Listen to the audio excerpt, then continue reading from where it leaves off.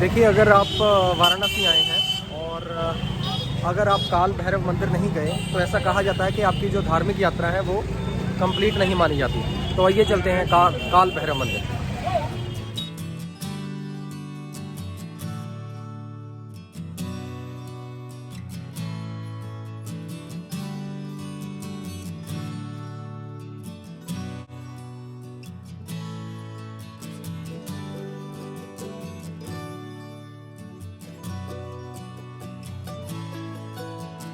काल Bhairav temple is located in Vishweshwarganj in Varanasi. तो अगर आप गदोलिया चौक या फिर काशी विश्वनाथ मंदिर से सीधा आ रहे हैं तो ये आपको पड़ेगा अराउंड 1.4 किलोमीटर, और दैट मीन्स आपको ऑटो रिक्शा में लगेंगे अराउंड 8 से 10 मिनट। और अगर मैं मंदिर की टाइमिंग की बात करूं तो मंदिर नॉर्मली ओपन होता है सुबह 5 बजे, और 5 बजे से लेकर दोपहर के 1:30 बजे, और फिर 4:30 बजे से लेकर रात के 9:30 बजे तक। बट आई वुड सजेस्ट कि अगर आप मंदिर जाना चाहते हैं तो आप वहाँ पे लोकल से ज़रूर पूछ के जाएं, क्योंकि टाइमिंग शायद कई बार चेंज भी हो सकती है। भगवान शंकर की नगरी कही जाने वाली काशी के राजा हैं बाबा विश्वनाथ। साथ ही काल भैरव को इस शहर का कोतवाल कहा जाता है। धार्मिक मान्यता है कि इस शहर में भैरव बाबा की ही मर्जी चलती है और वह पूरे शहर की व्यवस्था देखते हैं। इतना ही नहीं, यहाँ के लोगों के बीच यह भी मान्यता है कि यहाँ मंदिर के पास एक कोतवाली भी है और काल भैरव उस कोतवाली का निरीक्षण करते हैं। यहाँ पे बहुत ज़्यादा लंबी लाइन नहीं होती, लेकिन आज थोड़ी सी लाइन लगी है तो मैं लाइन में लगा हुआ हूँ।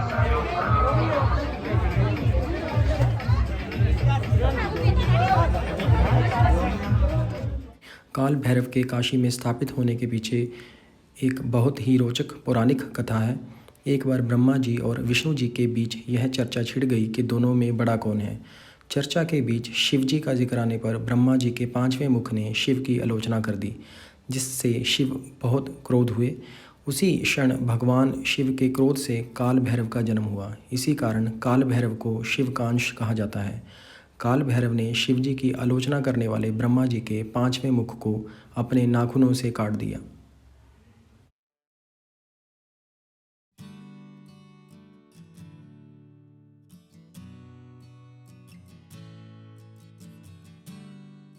अब यह मुख उनके हाथ से अलग नहीं हो रहा था। तभी शिवजी प्रकट हुए। उन्होंने भैरव से कहा कि अब तुम्हें ब्रह्म हत्या का दोष लग चुका है और इसकी सज़ा यह है कि तुम्हें एक सामान्य व्यक्ति की तरह तीनों लोकों का भ्रमण करना होगा।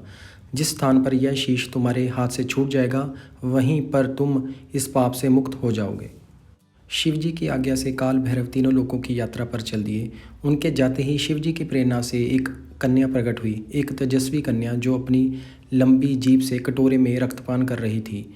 यह कन्या कोई और नहीं, ब्रह्म हत्या थी। इसे शिवजी ने भैरव के पीछे छोड़ दिया था।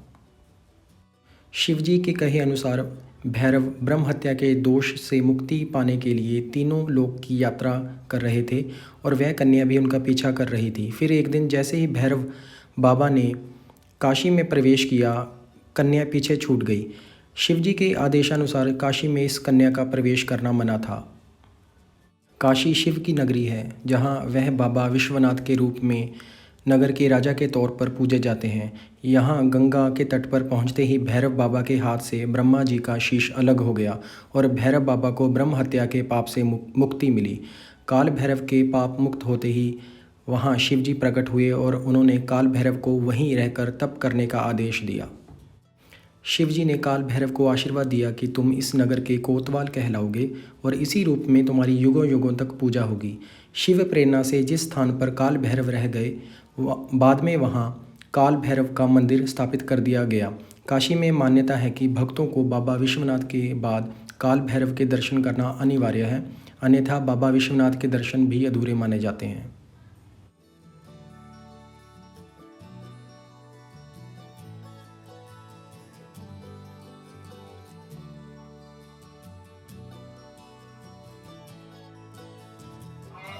मंदिर में प्रवेश करें, सामने के द्वार से प्रवेश करें और पीछे के द्वार से निकास करें और किसी भी या भगदड़ की स्थिति ना उत्पन्न करे। लाइन से 5-5 व्यक्ति करके अंदर आए और दर्शन करके पीछे के गेट से निकले। कोरोना काल को देखते हुए मंदिर प्रशासन की तरफ से ये व्यवस्था भक्तों के लिए लागू की गई है, जिसका वो पालन करें और मंदिर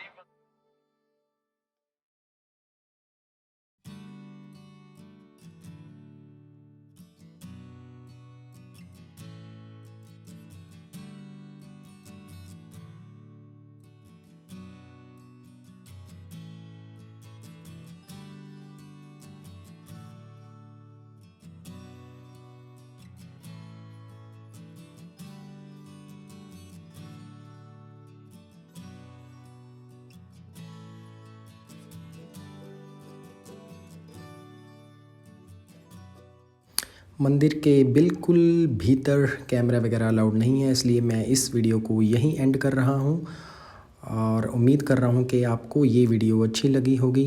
तो kindly like this video and share this video with your friends and relatives, and please do not forget to subscribe my channel. Thank you.